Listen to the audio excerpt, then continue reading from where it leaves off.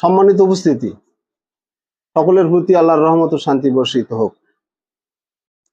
সালামুন আলাইকুম, বিসমিল্লাহির রহমানির রহিম। এই পৃথিবীটা আল্লাহর কাছে একটা ছোট্ট একটা বিদ্যালয়। তাম পৃথিবীটা আল্লাহর কাছে একটা রাষ্ট্র, এবং একটা রাষ্ট্রের মধ্যে একটা বিদ্যালয়। বিদ্যালয়ের ছাত্র কারা? ছাত্রই আমরা, এই মানব জাতি। এবং যুগে যুগে আল্লাহ পাক রব্বুল আলামিন সেই বিদ্যালয় পরিচালনার জন্য যুগে যুগে তিনি নবী রাসূলদেরকে শিক্ষক হিসেবে প্রেরণ করেছিলেন।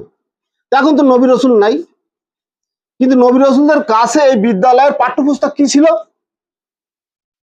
এই আল্লাহর কিতাব, এই সিলেবাসটা কিন্তু আল্লাহ। এই পৃথিবী সৃষ্টি করেছেন, এই বিদ্যালয় সৃষ্টি করেছেন আল্লাহ।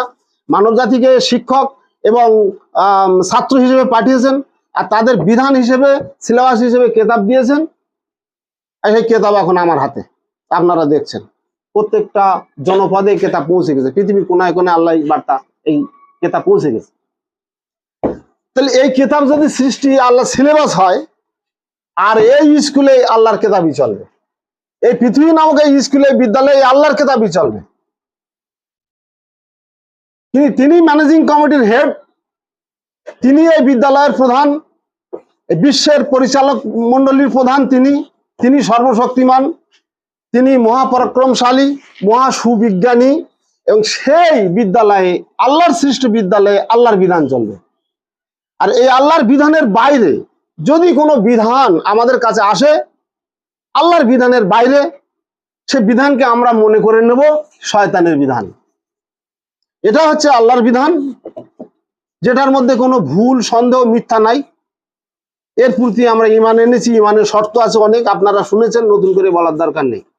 তাহলে এই কেতাবের উপরে আমাদের ঈমান আনতে হবে, আর এই বিদ্যালয়ের পাঠ্যপুস্তক হবে এই কেতাব। আর এই কেতাবের বাইরে যদি আমাদের কোনো বাপদাদা ঠাকুরদাদের কেতাব আসে, তো আমরা ভেবে নেব ওটা শয়তানের কেতাব, অথবা ওই কেতাবকে বর্জন করতে হবে। সিলেবাস হিসেবে এই কেতাব, আর আল্লাহ বলছে ওয়াইন্নাহু লাযিকরুল লাকা ওয়া লিকাউমিকা ওয়াসাফা তুসালুন। এই কোরআন হচ্ছে তোমার এবং তোমার সম্প্রদায়ের জন্য উপদেশের বাণী, সম্মানের বস্তু। সুতরাং ইয়ার ব্যাপারে তোমাদেরকে প্রশ্ন করা হবে। সাবজেক্ট হচ্ছে আমাদের এই কোরআন, সিলেবাস হচ্ছে এই কোরআন। এই কোরআনের বাইরে যাওয়ার আর কোনো জায়গা আমাদের নাই। কেন আমাদের প্রশ্ন হবে এখান থেকে, আমাদের বাপদাদাদের কেতাব থেকে প্রশ্ন হবে না। ওইসব কেতাব যা আছে, এই যেমন চিন্তা করেন, এখানে আল্লাহ বলছেন যে এটা হচ্ছে কোরআনুল হাকিম, পবিত্র কোরআনুল কারিম। লেখা আছে না, দেখছেন না, কোরআনুল কারিম। এই কোরআনুল কারিম কথাটা কেতাবে আছে। কোরআনুল হাকিম, কোরআনুল মাজিদ, জিকরা, হুদা, ফোরকান, বুরহান ইত্যাদি ভাবে আমরা কেতাব পেয়েছি। কিন্তু এখানে ইদানিং কালে দেখছি এখানে লেখা আছে কোরআন শরীফ। কোরআন শরীফ লেখা আছে। এই কোরআন শরীফ কথাটা কেতাবে কোথাও নাই। শরীফ কথাটা যে অপবিত্র আমি তাও বলছি না, আল্লাহ তো এই নামে নামাঙ্কিত করেন নাই।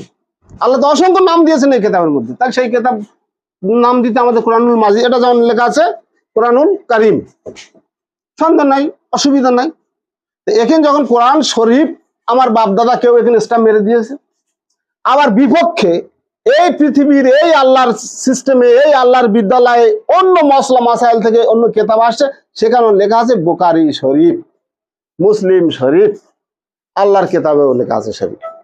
আল্লাহ, আমি মনে করি এটা আমার বোধ থেকে আমি বলছি যে আল্লাহর কেতাব হচ্ছে পৃথিবীর সমস্ত কেতাবের ঊর্ধ্বে। পৃথিবীতে যত কেতাব, মানব রচিত কেতাব আছে, সমস্ত কেতাবের ঊর্ধ্বে হচ্ছে আল্লাহর কেতাব। আল্লাহর কেতাবে শরীফ স্ট্যাম্প মারা হয়েছে জোর করে, আর অন্য কেতাবেও শরীফ মারা হয়েছে। আমি মনে করি এই কেতাবের সঙ্গে সংঘর্ষ করা হয়েছে, সমকক্ষ দাঁড় করানোর একটা অপচেষ্টা। যাই পূর্বেই বলেছি যে এটা আল্লাহর কেতাব, আর আল্লাহর কেতাবের বাইরে যত কেতাব মানুষ তৈরি করেছে, মনুষ্য রচিত কেতাব, সেগুলো শয়তানের কেতাব বলে আমি মনে করি। অথবা আমি ঈমান আনবো একনিষ্ঠভাবে আল্লাহর কেতাবের উপরে, এবং জীবন বিধান হিসেবে এই কেতাবই যথেষ্ট। জীবন বিধান হিসেবে আমাদের চলার পথে, আমাদের জীবন যাত্রার পথে, আমাদের কর্মের পথে, সংশোধনের পথে এই কোরআনই যথেষ্ট, এই আল্লাহর কেতাবই যথেষ্ট। আর কোনো কেতাব আঁকড়ে ধরার আমাদের আর কোনো প্রয়োজন নাই, এটা মাথায় রাখবেন।